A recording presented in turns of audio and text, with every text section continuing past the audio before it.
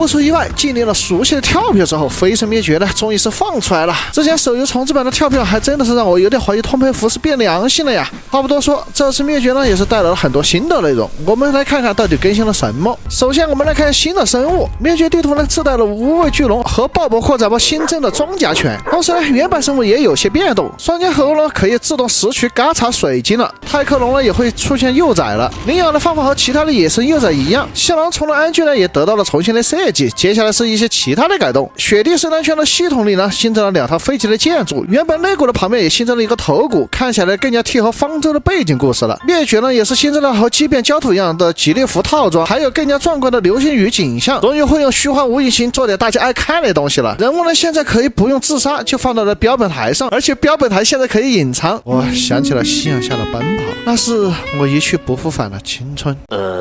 现在制作好这个未组装的机甲呢，也会自动的跳出来。跟这个泰克强呢，也是做了一些修改，不过呢，现在不知道是什么问题，目前是无法放置的状态。空投的波次呢，也不会达到上限了，奖励也会越来越多。愿望泰坦呢，会随机的刷新在荒地上了，只要出现就会给玩家提供 buff。然后是爆破扩展包的新增内容，这次的风格呢是废土风格，看起来是相当的狂野。战斗车库可以在这里制造战斗卡车，里面的每一种组件都有独特的效果，可以进行的自由搭配，还可以创建或摧毁已定的模板。根据先前的模板的不同，制作出来战斗卡车的技能呢也会有所不同。比如这个加速卡车是没有衰落伤害，倒地之后还可以直接弹射起步。灭火的手榴弹丢出去后会形成一个粉色的烟雾，可以给自身上一个解除灼烧状态的 buff。本身呢没有伤害的刺雷配爆炸长矛，可以呢和普通的长矛一样，可以戳或者是投掷。这个投掷的距离已经比弓箭还远了吧？不愧是废土风格呀，体质就是不一般。投出去以后呢，还会粘在地上或者是物体上面，短时间后会自动爆炸。部落塔，然后把战利品丢进去，就会给部落增加一个增益 buff。放入战利品后呢，会出现一个计时，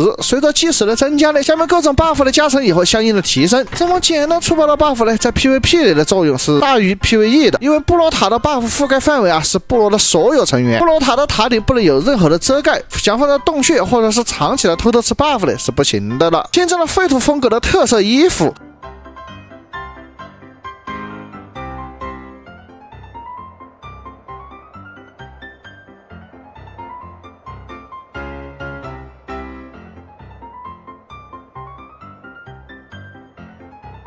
还有废土风格的一些建筑皮肤，这个建筑皮肤呢还可以用在桌子椅子上面，还新增了废土风格的灯，一个灯2个灯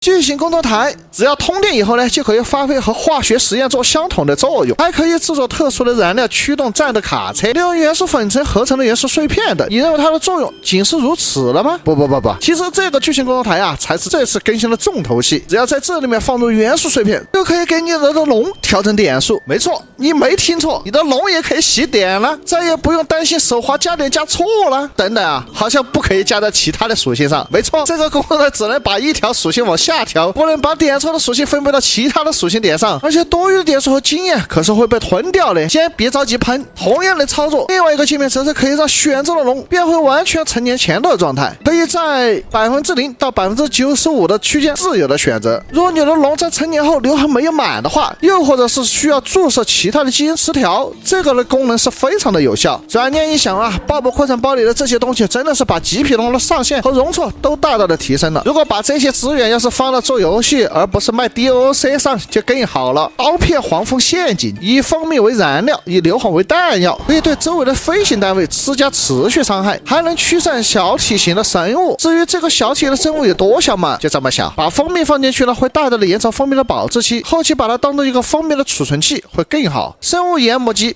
这个东西可谓是极其的残忍，你需要亲手把你的家养宠物放在研磨机上，看着它们一点一点无法反抗的死去，直到鲜血化为最后一滴眼泪。这模研磨器最大的功能呢，还是提供了可以自动化的平台，死掉生物的掉落物都可以在里面找到。相信不久之后，服务器里就会出现自动宰割企鹅、绵羊的流水线了。而且这个机器啊，还可以产出对应的生物的饲料，比如研磨霸王龙就会得到金色饲料。太残忍了，这么残忍的游戏带坏孩子怎么办？没关系，因为方舟它太政治正确了。新增的2个表情动作，同样呢也是每次大更新后自带的。除了以上的描述之外，这次的灭绝还有一个十分劲爆的消息。